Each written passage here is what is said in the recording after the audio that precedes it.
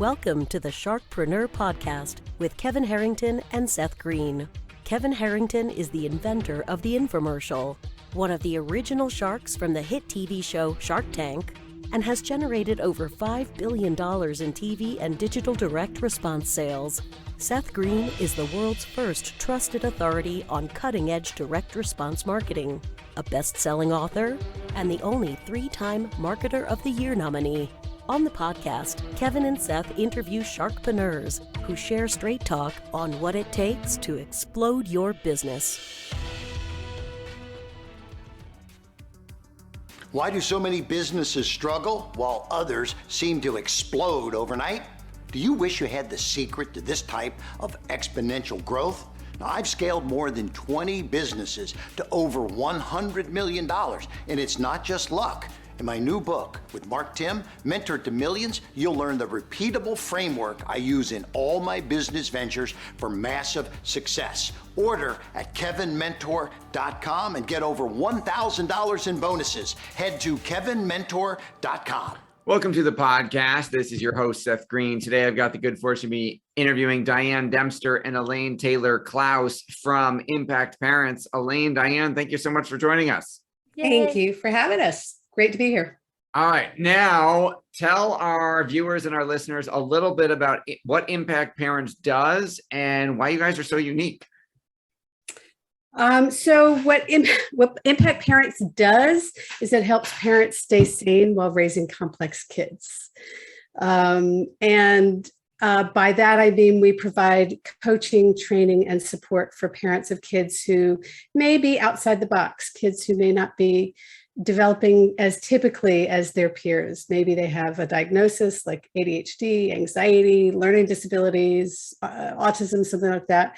Or maybe they're just quirky and complex and difficult to raise, especially in these complex times. Diane, what would you add? Yeah. So what makes us different, I think, Seth, is our approach. And what we find with complex kids, kind of the common denominator in complex kids is that the typical methods of parenting and helping these kids just don't work the same way with these kids. And so what we do is two things. One is help parents to know what to do to support their kids in a way that really does work, and also make it more sustainable, because it's not just about getting information. We're all on the internet at 4 a.m. doing research and gathering information for ourselves and for our kids. It's really this sort of, how do I make it work in my family? How do I make it work with my kiddo? A lot of the adults we work with have a lot of overwhelm and anxiety and maybe ADHD themselves. And so there's a lot of complexities and nuances to the whole thing. Well, and the only other thing I would add to that is that we come from a different paradigm. So instead of coming from the world of therapy, which a lot of parent support programs come from, we are certified coaches. So what we're actually doing is bringing the world of coaching to parents and training parents in foundational, fundamental coaching skills. So that's kind of the secret sauce. It is definitely part of the secret sauce. Now let's go back in time a little bit. How did you both get into this business? You go, Di. I started coaching about a little bit more than a decade ago as a second life career. I lost my corporate job in healthcare with 1 million other people in 2008 and decided what I really loved about what I did was helping people make changes in their lives.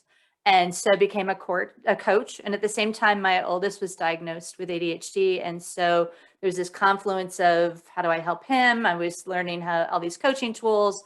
And what I found is that some of the tools that I was learning as a coach really changed the family dynamic.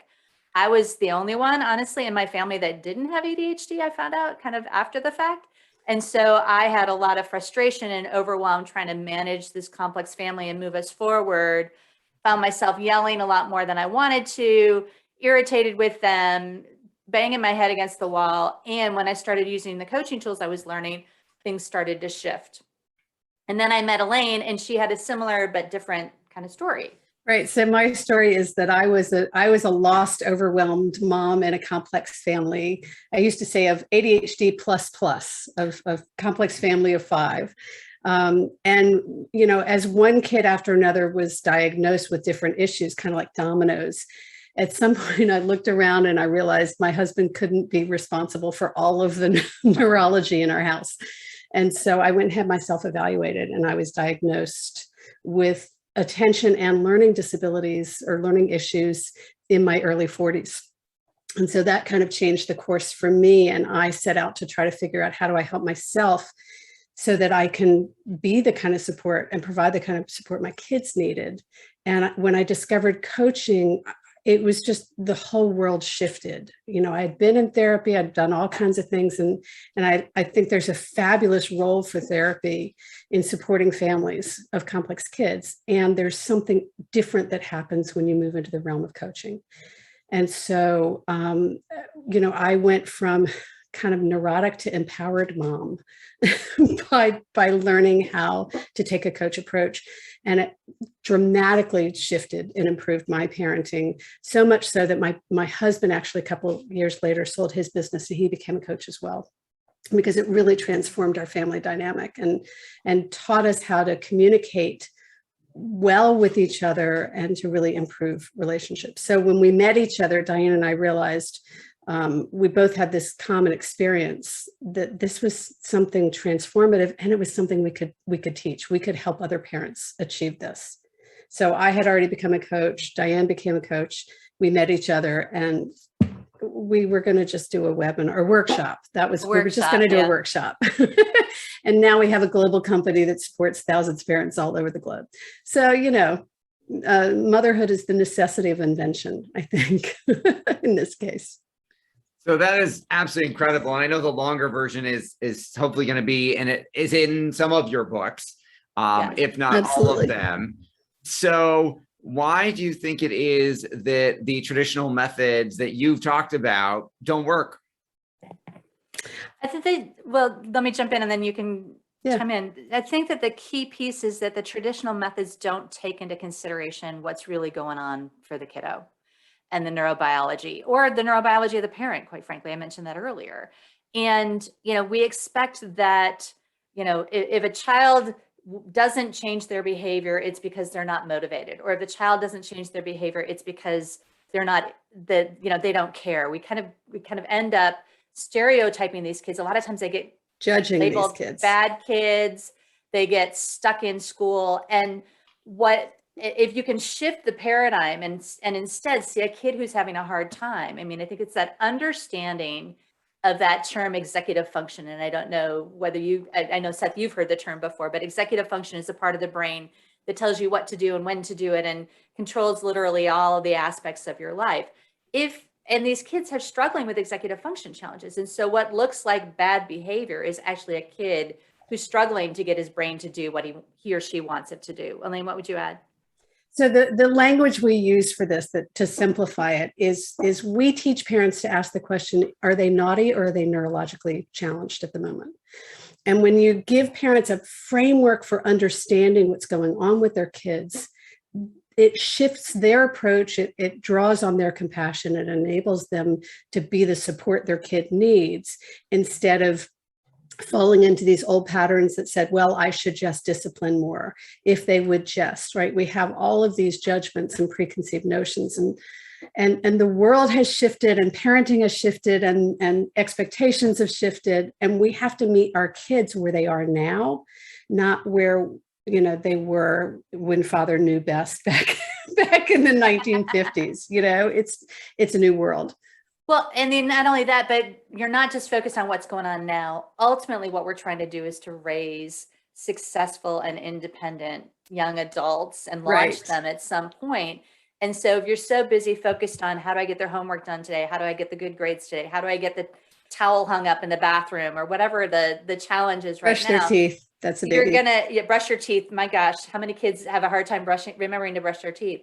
But if you're focused on those sorts of things and not on the long run, you're getting more frustrated. Your kids starting to push back because they ultimately want to be able to be more independent. Ultimately, it's about empowerment, right? The goal is to empower kids to become, to have agency on themselves, and to teach them to make decisions. So what we teach parents is a collaborative problem-solving process, so that they can collaborate with their kids to help their kids learn to make decisions in life, instead of just expecting them to follow directions and then magically getting to college and somehow knowing what they're supposed to do. So how do we bring in, shift to a new paradigm? Because no one's starting from zero, right? We've already got the emotional baggage of the previous relationship that we have had and the frustrations and the dynamics that set us off or trigger us either way. How do we kind of bring something new into the environment and into the new dynamic so that we're almost starting over and can rebuild from this new place? Well, I think that's a great question, Seth. And I would say two things. I would say, number one, it's about knowing that you can make a difference. You as a parent, even if you've got an 18-year-old, a 27-year-old, there's a role for you in helping them. So that's the first piece, is understanding and knowing that this isn't about your kid. It's about you supporting your kid so that they can change their behavior. And then the second foundational piece is about relationship. And this is what is so key, is that if you don't have a strong relationship with your kid, if they see you as no longer the director, but the dictator, or telling them what to do all the time, your ability to collaborate with them and work with them to really engage and change the behavior or help support them up for the future is going to be completely different. So those are my two foundations. What are yours, Elaine? I think the bottom line is the change starts with us. Mm-hmm. And that as parents, we have this tendency to want to fix the kid, to want to fix the problem, it's all about the kid. And we have so many parents who are like, well, but it's about them. They're the one, they need the coach, they need the training. And the truth is the change starts with us. And and the research is so clear on this. When parents get proper training and support, when parents understand what's going on in the dynamic, they can set the environment that prepares the child for and supports the child to learn to become autonomous and independent. But the change, the sort of hidden truth of it all is, and we get this all the time when parents take our sanity school class, the feedback we get all the time is, I thought I was doing this to help my kid. I realized that the place I needed to start with was helping myself. Well, and I think that shift is profound. Yeah. Well, and I think the other piece of it is this sort of understanding what you need as a parent, right? It's this sort of, there's so much free information out there on the internet, and you could literally Google for 17 days in a row and never hit the same thing, with ideas and strategies and information about how to support your kid with anxiety or ADHD or autism or whatever the challenges that you're facing, or just behavior challenges. And parents need more than just information. They need help to try to put these changes into practice, or we wouldn't be struggling. I mean, this is not, it's not rocket science, but it's not that simple, right? It's this sort of, it's because there's a nuance here, and understanding yourself and understanding your kid and understanding that it's not going to be the same every day. It's not like, if this happens, you do this and magically it's fine. Elaine, we were going to jump in. I was going to say, here's what I would say is, it's simple, but it's not that easy. It's really, actually, the fundamental changes we're talking about are simple. They're nuances, they're tweaks. Very, very often it's shifting language. It's little word shifts. It's minor tweaks that have profound major impact. And that's the thing that happens when you get some support and you learn how to do it differently, as opposed to just Googling on the internet at 2:00 in the morning. Well, and I think the other piece of that is the mindset piece, right? Because so many of us are overwhelmed or frustrated, right? And if we're overwhelmed or we're frustrated, we're not problem solving, we're fixing. And you were talking about that earlier, Elaine. If we can get that shift to, okay, wait, I've got to figure out how to stay calm. I've got to figure out how to not let this get to me. I need to figure out how to not get triggered by my kid's behavior, so that I can go, okay, so what's really going on here, and how do I really help my kid? And that's a big part of what we talk about and work with parents on is how do you not take it personally? How do you keep your energy and attention over there where a kid needs help, instead of making about me and thinking, well, this kid is being rude or disrespectful, or they can't speak to me that way. Or, Ross Greene says that what we're seeing are behaviors that are challenging behaviors are really symptoms. And so our job as parents is to look at it and say, okay, it's a symptom of what is going on right now, and how can I help? Is my kid overwhelmed? Are they overstimulated? Are they struggling? Are they frustrated? What is it that's really going on? Okay, so that is absolutely fantastic and a perfect segue into our next question. So how do you do that? how in the midst of the tantrum, in the midst of the fight, when we are taking it personally, when we are making it about ourselves, when we are frustrated, stressed out, overwhelmed, angry, how do we reset? How do we hold that container? How do we reset and recognize, hey, ask ourselves an empowering question. How do we take ourselves out of a situation like that to be a better parent for our kid and for ourselves? I think you start by setting the intention that whenever we set an intention, then we can figure out how to put our attention on it and shift a dynamic. But if we don't decide to change it in the first place, we're never going to create that change. And it's strange, but what's coming up to me as I'm thinking about this is 1,000 years ago, I used to teach labor and delivery classes. I taught yoga for labor and delivery. And the idea was that you do yoga again and again and again for months leading up to delivery. And you get it in your bones so that when you're in that delivery room, you actually use it in the heat of the moment when you need it. And coaching is a lot like that. I call it the verbalization of yoga. It's a lot like that. We coach and we support and we think about it and we process and we become intentional about how do we want to parent and how do we want to calm ourselves and what's getting us upset and what are our triggers. And there's lots of strategies and tools and things that we use to help parents go through this process. And at the end of the day, it's all of that time leading up to the moment when the water is boiling over and the kids are screaming. And in that moment when I call it a bring it on attitude, right? We want to teach parents to be able to have a bring it on attitude. Whatever's coming at me, I got this. I can swing it. Whatever's coming, I can handle it. And that takes awareness and intention and time leading up to that moment of whatever conflict. So the first piece of it is the intention, and then the second piece of it is what you do in the moment. And it's really hard sometimes to be the grown-up.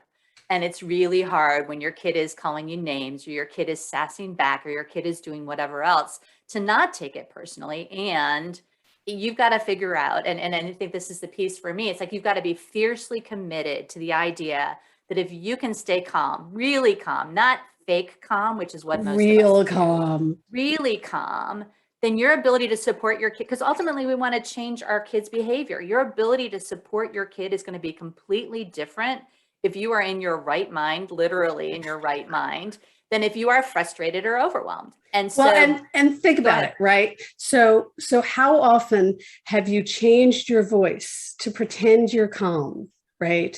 I'm not going to be yelling at you. I'm speaking very clearly right now. And you're still screaming at the bottom of your voice, right?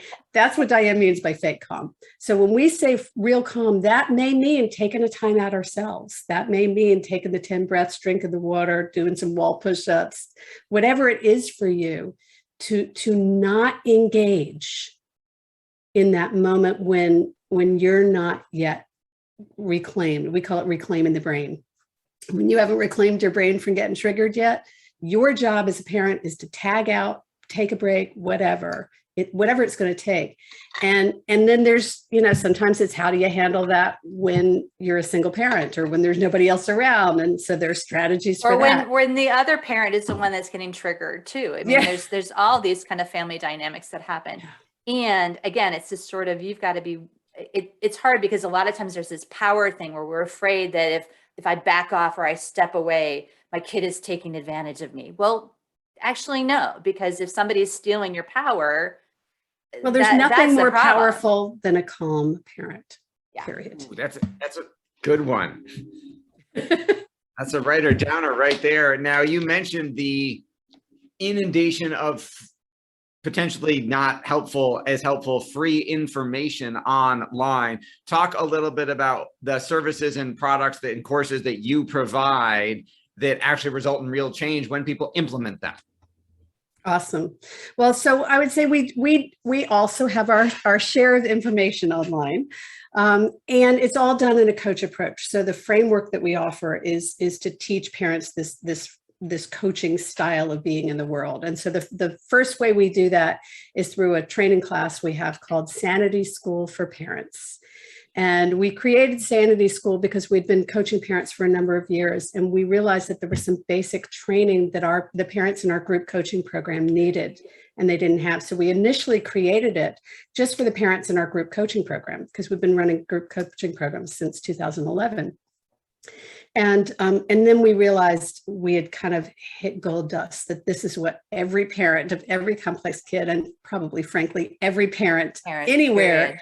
Needed, because it's a primer. It's like a coach approach to parenting. And there's, a book that's kind of a companion guide to it, The Essential Guide to Raising Complex Kids, goes with Sanity School. And at some point, we created a program for teachers as well, because the teachers came to us and said, this is helping me in my classroom as a parent. It's also helping me at school. So our foundational training program is called Sanity School for Parents, and it's an online course. It's on demand, and it's designed to teach the coach approach to parenting or raising complex kids. And then from there, Diane, what do you want to add? We also offer coaching packages that go along with it, right? So I said this before, but information's not enough, and even training isn't enough, because what we find is there's so much to this, and so it's such an overwhelming situation for these parents. You need help to make that sustainable change, and that's where coaching comes in. 90% of change is about practice. 10% of it is about the information. And so working with a coach, either in a small group or privately, is a great way to take everything you're learning and actually figure out, well, what do I do when I thought this was working for a while and now it's not, or this is working, but I keep losing my cool, or on Saturday nights, it's not working, period. Right. And so we've been providing coaching, a combination of coaching, training, and support, because what we figured out is that's the three-legged stool, that all three of them are useful. And when you combine them together, that's where you really get a magic. That's where transformation happens. And we've been doing this online since 2011. So we've been doing it virtually for 10 years, because we knew it was effective. And so we wanted to make it as affordable and accessible as possible to as many parents as possible. And we literally have had parents from 6 continents. We haven't hit Antarctica yet, but we're still looking for it. If you know somebody in Antarctica, let us know. I will. We greatly appreciate your time. We know it's incredibly valuable for our viewers and listeners who are looking for more. Where is the best place for them to go to learn more about you? ImpactParentscom is our website, and we would love to have you join us there and learn more about us. All right. This has been Seth Greene for Sharkpreneur with Diane Dempster and Elaine Taylor-Klaus of ImpactParentscom. Diane, Elaine, thank you so much for joining us. Thanks, Seth. Thank you, everybody, for watching or listening. We will talk to you or see you next time. Do you need money to fund your idea, product, or service? Are you ready to take your business to the next level, but need capital to get it done? Kevin Harrington has heard more than 50,000 pitches and knows how to help you make the perfect pitch to get the funding for your entrepreneurial dream. He's distilled the process down in his perfect pitch cheat sheet, and it's yours for free. Just text PITCH to him right now at 727-888-2100. Text PITCH to 727-888-2100 right now and claim your free perfect pitch cheat sheet. Text PITCH to 727-888-2100 to start funding your dream today. This show has been produced by Market Domination, LLC. To discover how you can have your own show completely done for you and turn it into a real published book and become the authority in your marketplace, go to www.marketdominationllc.com/podcast offer.